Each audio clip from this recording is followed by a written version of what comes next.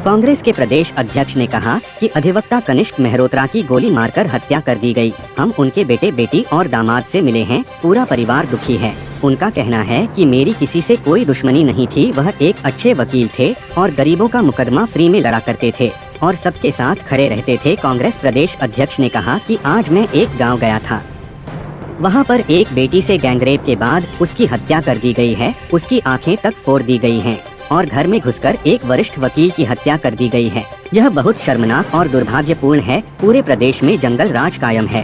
कांग्रेस प्रदेश अध्यक्ष ने कहा कि मेरा यह मानना है कि वह किसी भी पार्टी या दल का सदस्य हो, अगर उसने गलत किया है तो उस पर कठोर से कठोर कार्यवाही होनी चाहिए। वहीं उन्होंने कहा कि किशोरी से गैंगरेप के बाद उसकी हत्या मामले में जिन लोगों का नाम आया है, बिटिया के रेप और हत्या में, वह लोग भारतीय जनता पार्टी के विधायक के करीबी हैं और भारतीय जनता पार्टी के विधायक के साथ में वह लोग रहते हैं। मुख्यमंत्री योगी द्वारा गोमती नगर की घटना पर सदन में कहा गया था कि कार्यवाही बुलेट ट्रेन की तरह तेज हो रही है। इस पर पत्रकारों के सवालों का जवाब देते हुए अजय राय ने कहा, बुलेट ट्रेन चलाइए या वंदे भारत चलाइए, पूरे प्रदेश में जंगल राज कायम है। एक वरिष्ठ वकील की घर में घुसकर हत्या कर दी गई है।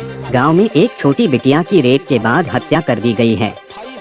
जौनपुर में हत्या कर दी गई है। एटा में हाथ काट दिया गया। यह क्या चल रहा है? पूरे प्रदेश में जंगल राज कायम है। कानून व्यवस्था समाप्त हो चुकी है। वहीं गोरखपुर में हरिशंकर तिवारी की मूर्ति हटाए जाने के सवाल पर कहा, हम निश्चित तौर पर इसकी निंदा करते हैं। वह एक बड़े नेता थे, वहां पर उनकी बिल्कुल मूर्ति लगनी चाहिए। निश्चित तौर से हरिशंकर तिवारी की मूर्ति लगनी चाहिए। कनिष्क मल्होत्रा जी एक घर आए हैं जिनकी गोली मारकर हत्या कर दी गई।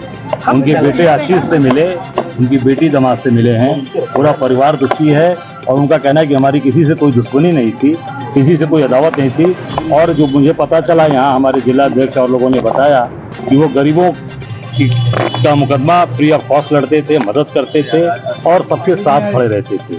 और निश्चित तौर से इस सरकार में, आज मैं गाँव गया था, वहाँ बेटी के साथ बलात्कार हुआ है, उसके साथ भी नृशंस हत्या, उसकी नृशंस हत्या की गई, उसकी आंखें तक फोड़ी गई और आज यहाँ पर घर में घुस के इतने वरिष्ठ वकील की हत्या की गई है। ये बहुत ही शर्मनाक है, बहुत ही दुर्भाग्यपूर्ण है। इसकी जितनी निंदा की जाए कम है। पूरे प्रदेश में जंगल राज कायम है।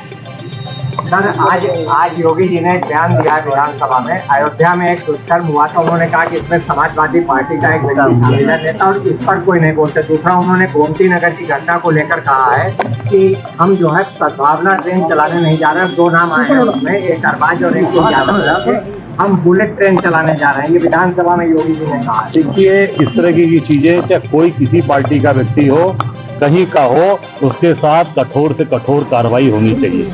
मेरा सीधा कहना है, चाहे किसी दल का सदस्य हो, आप भारतीय जनता पार्टी के लोगों को ये बचाते हैं। मुझे जहाँ तक जानकारी आई कि अभी जो लोगों का नाम आया है बिटिया के अपहरण, उसके बलात्कार में, वो लोग भारतीय जनता पार्टी विधायक के नजदीकी हैं और भारतीय जनता पार्टी के विधायक के साथ वो रहते हैं, वो बलात्कार में शामिल है। तो मैं समझता हूँ कि ये तो कार्रवाई आप करिए, जो भी लोग जिनके साथ हैं उनके ऊपर कार्रवाई हो।